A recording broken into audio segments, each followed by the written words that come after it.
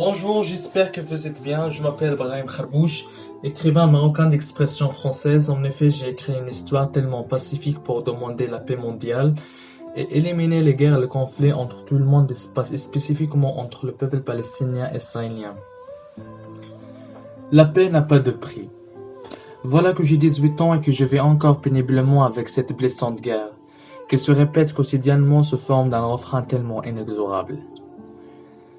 Ne soyez pas effrayés par la dureté et l'opacité de mes paroles. Je reviens dans cette histoire avec un refrain répétitif et interminable, qui est incontestablement imprimé de tous côtés dans ma ville Jérusalem. Ce refrain, lorsque je tente de le chanter, je me retrouve secoué, accablé, j'en perds mes mots. Au fond de moi, je sens que le bonheur ne vient pas, comme un gamin qui se demande pourquoi le bonheur est inaccessible ou est la paix mondiale. J'ai passé environ un an détaché de toute perception du réel, telle une balle qui ne cesse de trouer mon cerveau, et l'air, parasitant tout et m'empêchant de connaître un soupçon de bonheur. Je préférerais vivre en présent ou mourir sans ce refrain, mais libre plutôt que blesser tout le monde par ma mélancolie. Mais je n'ai pas le choix comme beaucoup d'autres. Cette mélancolie m'a submergé, m'a torturé et mon corps est brisé. Personne ne peut comprendre ma douleur. Certes, cela fait un an, presque 2 ans que je vais dans un rêve fatal. J'en supporte mon existence et mes souffrances seul. Je pleure, j'y suis mes larmes et je me parle, mais en vain. Je ressens vraiment que des milliards d'infidélités éprouvent la sincérité de mon cœur, que le temps s'est arrêté pour me rendre malheureux. Comment puis-je supporter toute cette trahison? Heureusement, j'ai su trouver le soutien d'Allah qui m'aide à chaque fois que les défis de la vie sont soulevés. Hélas ma mélancolie. Chaque seconde, chaque minute et chaque heure, je me demande pourquoi vivre dans ce rêve dans une extrême souffrance physique et morale. J'ai tenté en vain de sortir de cet amphidépressif. Mais, dès que je suis sur le point d'y échapper, je me retrouve au milieu d'une spirale de problèmes sous forme de rêves monstrueux qui surgissent d'ici et là comme des animaux surgissent pour dévorer leur proie. Je constate chaque jour que la vie semble avoir fini de ces ténèbres injustes. Mais le refrain reprend toujours et encore. Je me souviens bien lorsqu'elle pleuvait abondamment sans interruption, lors d'une nuit sinistre, sombre et tellement froide d'hiver.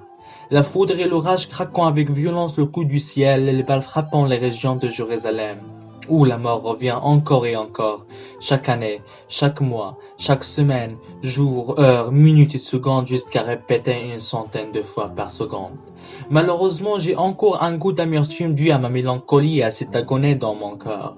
Je suis alors tombé dans un profond sommeil, seul capable de me soulager de l'insomnie et me transporter dans un très bel endroit, où je peux oublier tout ce que s'est passé ici. Mais, en vain.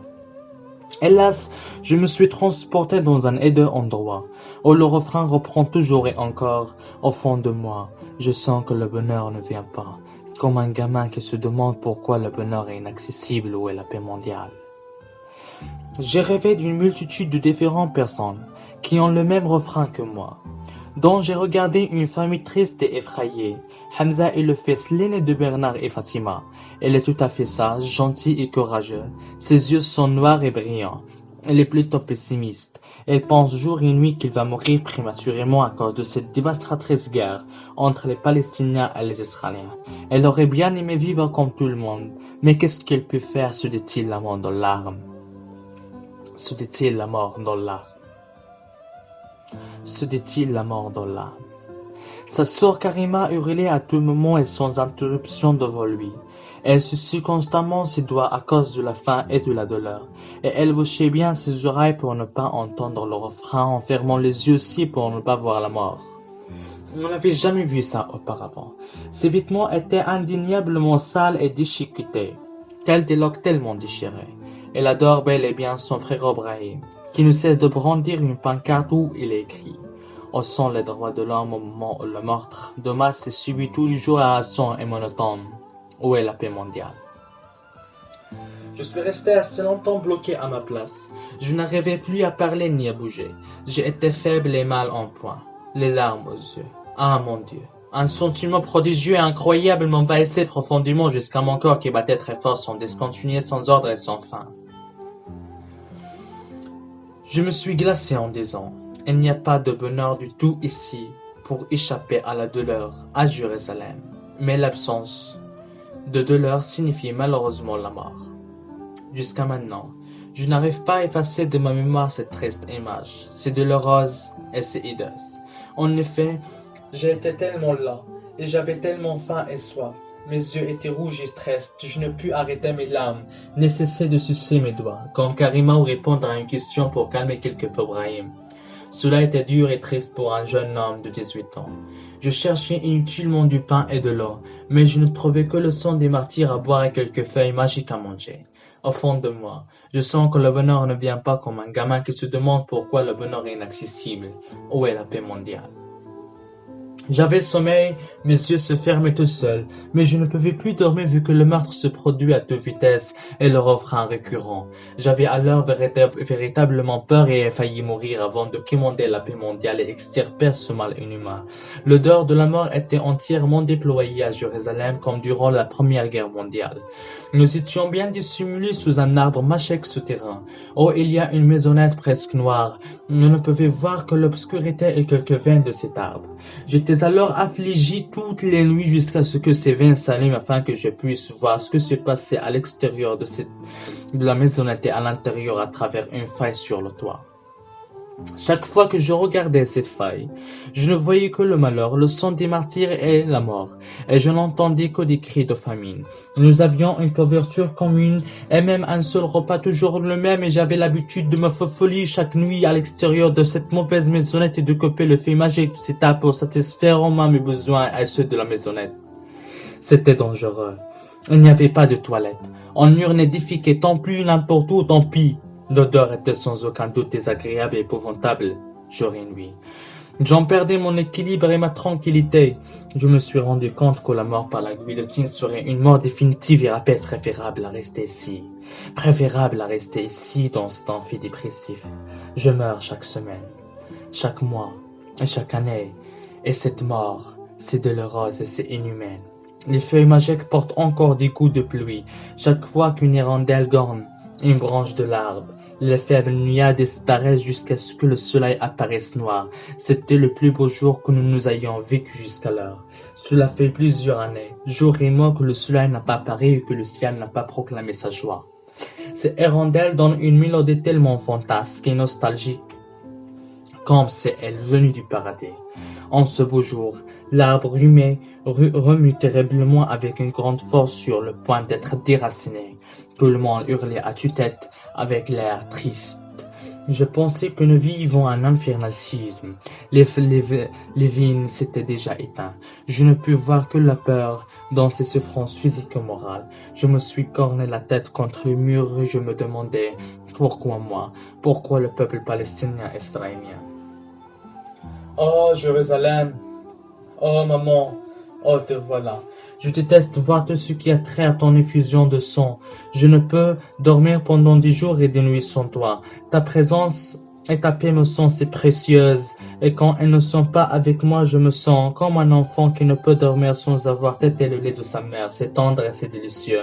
Pourquoi ne parle-t-il pas mon fils? Jérusalem est totalement trempée de sang. Elle adopte le martyr à répétition. Elles ont peur, elles sont craintives, mon fils. Elles sont incontestablement des humains, mais uniquement par leur nom. Malheureusement, la philanthropie n'a pu abaisser le corps de quiconque. N'ayez pas peur et ne soyez pas faibles. Laissez-les dans la proximité à distance des spectateurs. Peut-être qu'ils apprécient notre sang, peut-être qu'ils sont endormis. Jérusalem est comme un oignon. Elles sont en train de l'éplucher en pleurant. Au fond de moi, je sens que le bonheur ne vient pas. Comme un gamin qui se demande pourquoi le bonheur est inaccessible, où est la paix mondiale. Puis, tout à coup, j'ai entendu un bafouillage incompréhensible d'un martyr dont j'ai retenu seulement cette question. Est-ce que le meurtre délibéré d'un être humain ne constitue pas un crime inhumain et punissable par la loi?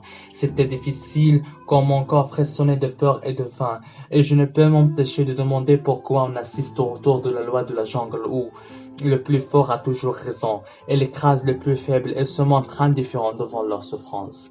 Puis, peu à peu, elle m'en venue une idée, une épouvantable idée devant les 4 murs de la maisonnette. Je me suis réveillé et je suis allé pour copier soigneusement le fait magique comme l'habitude. Mais malheureusement, j'ai fait cette fois-ci un bruit confus en copiant ses feuilles, ce qui amena le soldat à tourner la tête vers moi. Oh mon Dieu, le soldat s'approcha précipitamment avec sa voiture verte en disant « Voici, elle est là-bas, le misérable. Vais-je mourir? Ah non, impossible. » Elle s'approcha avec un sourire triste et mauvais. Elle m'a giflé, m'a insulté par des actes offensants, puis il m'a amené dans sa voiture. Vu de loin une grande maison, les larmes des enfants et encore le sang. Elle se roule rapidement au fond des collines. Elle m'attachait les mains avec un gros fil. Je tentais de fil en aiguille de défavir sous nous, mais en vain. J'ai caché tant bien que mal mon stylo, mon encre, mes messages et mon histoire sur mon bras. La voiture s'est arrêtée brusquement devant un grand bâtiment sur lequel la façade duquel était écrit condamné à mort. Je suis entré et j'ai tellement peur que je n'ai des frissons. Je lisais sans ordre néfaste ce qui était dessiné et écrit sur le mur. Puis tout à coup, les gardiens me confondirent avec un prisonnier et ils me jetèrent dans une cellule froide, étroite et pleine de fantômes. Je ne peux dormir. Cette cellule était hantée et à tout moment le fantôme d'une guillotine blanche apparaissait. Le prisonnier ne parlait plus comme s'il était mort. Il me semble pessimiste, comme s'il cachait une profonde douleur et un immense chagrin, qui détruisait tous ses sentiments et le privait de bonheur. Cela se ressentait clairement, à partir de son comportement et ses bizarres écritures sur le mur. Je n'ai aucun désir de bonheur ni de liberté et je crains que la mort ne me donne un sens à la vie.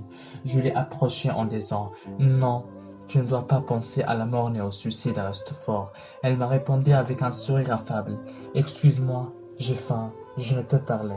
Mon estomac réclame le pain pétri et cuit depuis longtemps. » Je suis retourné immédiatement à ma place en disant « Je ne connais pas son crime, mais je sais bel et bien que le fait d'être en prison est un crime en soi. » Je restai assez longtemps à ma place, puis le prisonnier s'est levé, m'a salué et m'a dit « Avez-vous faim, jeune homme? » « Oui. » « Bien sûr, j'ai tellement faim et soif que je ne peux pas continuer à écrire mon histoire. De quelle histoire parles-tu? Nous sommes en présent. Je parle d'une histoire que j'ai écrite ces jours-ci pour parvenir à la paix dans le monde entier. Ah, c'est bien. En effet, je suis un prisonnier américain, écrivain et journaliste. Moi aussi, je suis en train d'écrire un roman pour revendiquer la paix entre l'Amérique et Cuba, les Israéliens, les Palestiniens et entre tout le monde. J'ai laissé la politique d'un côté et la religion d'un autre. Et j'ai fait référence aux principes humains et aux droits de l'homme. Oui, exactement, nous devons respecter le droit de tout être humain, juif, chrétien ou musulman, pour réaliser la paix, la coexistence, l'amour et la fraternité. Nous devons nous réveiller de cette ténèbres injustes et parvenir à cette paix tellement souhaitée. Je suis désolé. Malheureusement, nous sommes nés pour vivre à une époque où nos droits ne sont nés qu'un souhait, un vœu pieux. Nous ne sommes pas contre la loi, mais la loi contre nous. Comment pouvons-nous être emprisonnés pour notre pays? Cela fait longtemps que nous sommes privés des droits les plus fondamentaux dans la plupart des peuples juifs, tels que la nourriture, les soins, l'éducation et la sécurité. Nous ressentons une persécution permanente, ainsi qu'un goût de mort dans l'âme dû à cette guerre et à cette profonde douleur. Nous sommes indéniablement tristes de vivre sans père, ni mère, ni frère, ni sœur, ni famille, comme un arbre sans racines. Au fond de moi, je sens que le bonheur ne vient pas comme un gamin qui se demande pourquoi le bonheur est inaccessible ou est la paix mondiale. En effet, ce prisonnier s'est approché de moi et m'a ramené la vie dans mon corps.